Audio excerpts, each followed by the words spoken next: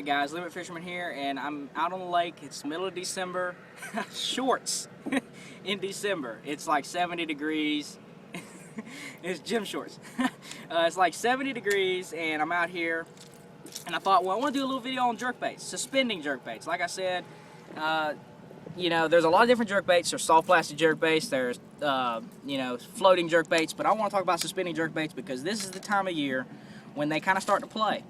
Because a lot of times this time of year you get a lot of clear water and you get cold weather, so the bass are sluggish. This imitates a dying bait fish to a T. You snap it and you let it pause. You snap it, it acts like a wounded bait fish that's having trouble in the cold water. So first thing I want to talk about is the keys to fishing a jerkbait and what you want to pay notice to. Number one is the way that this bait is balanced in the water.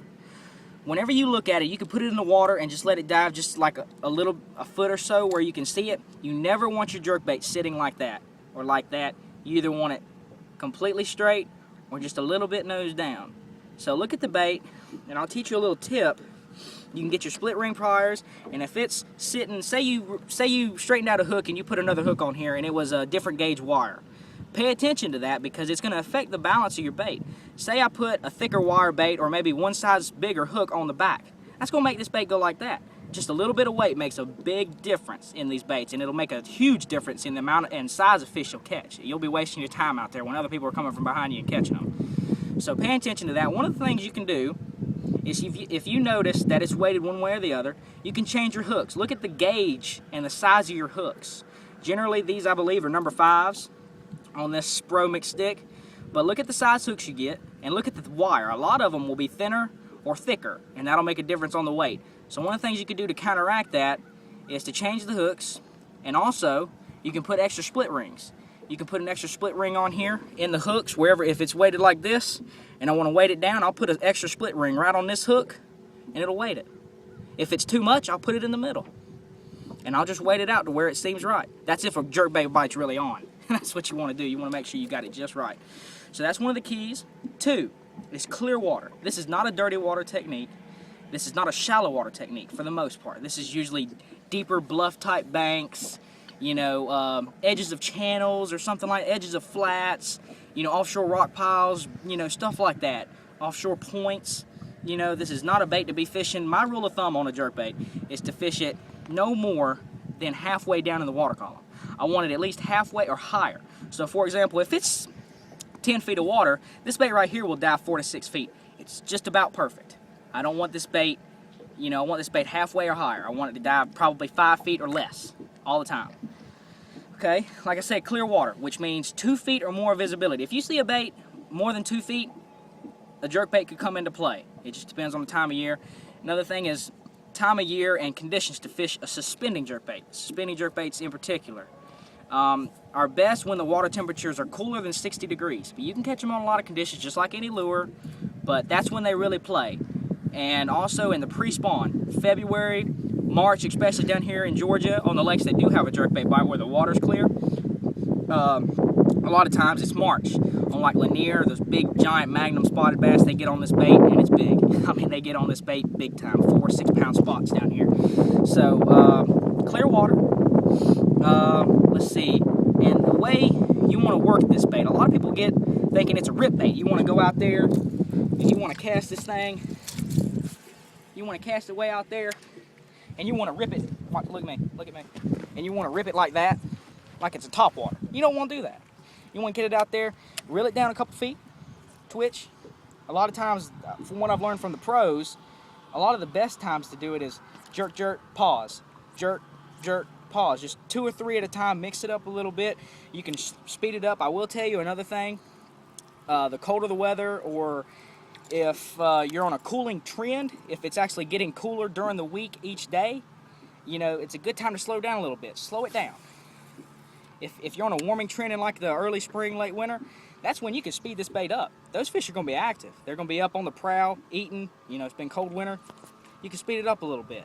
You know, you can jerk, pause, twitch, twitch, pause, twitch, twitch, hard thumps. You can do a pull and then pause. You can do a pull and then pause.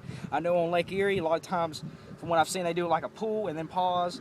and then pull and pause. You can just experiment around with it. What works for you, what works for other fishermen around your area, and do some different things. Let the fish tell you, okay? Now I want to talk about the equipment. No more than 12-pound test line, ever. You know, sometimes 10 is great. You know, 8 is good. You know, I fish 12 because I don't fish jerkbaits that much, so I want to fish some other baits on this rod and reel. I may not just fish jerkbaits. I like the shallow crank, so I keep 12 on here. It's an all-around good pound test line for that. And a lot of people think it's just fluorocarbon line. It's not. Mono has a time and place too.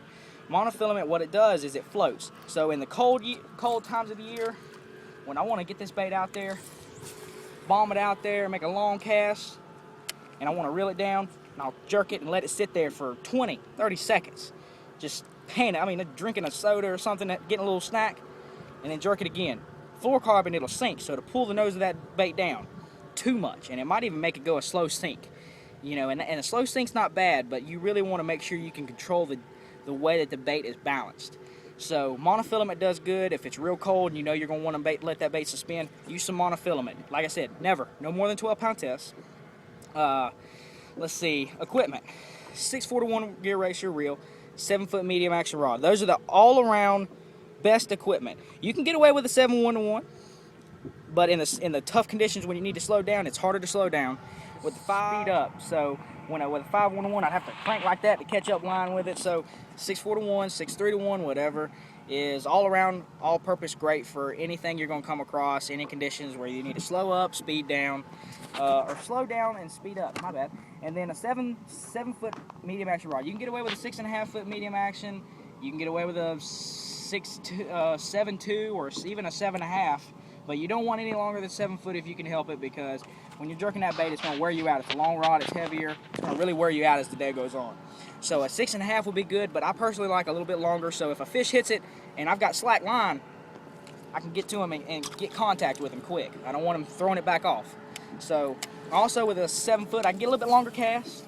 I can still get good accurate cast though if I need to, which I usually don't need to with a jerkbait. You know, it's more of an open water type bait. So that, like I said, I talked about the retrieve, talked about stuff like that, just experiment.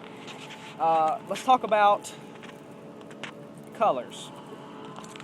Colors with a jerkbait. You'll see my assortment that I have here in my box. You want to sit down?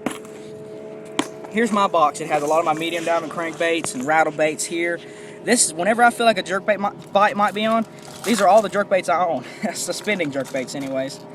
Because like I said, around here where I personally fish, you know, I don't come across a jerkbait bite a whole lot. So, you know, these are all that I carry with me. I'll talk about colors. For me, since I know I'm going to be fishing clear water with a jerkbait, I know I want it to be natural when it's clear water. So I want it to be, you know, not as visible to the bass. I want it to silhouette more in the water.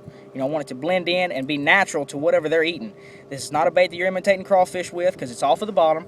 You're imitating bait fish, shad, maybe bluegill, but usually shad, because it's stressed shad in the cold weather. So for me, around the shad around here at home, especially the threadfin, I like something with like an olive green back. You know, I like this clear. You know, it's translucent. The light can pass through it. It's not as visible to the bass, so it jerks. They see it, they hear it, all of a sudden they look and it jerks, and then they come and just react to it. And that's what I like. You can get away with, you know, this color would be great. Right here, it's got a blue back. Blue back is a great back color to a bait on when you're trying to imitate bait fish. I just like the greens. You just want something, if the water's super clear, you know, sunny conditions, you know, not much wind, you know, you want something that's clear. It's translucent. If it's cloudy, I like something with a little bit of flash sometimes. Even in the sun, the flash is good. Something like that has a lot of flash. Black back's fine. Just experiment a little bit.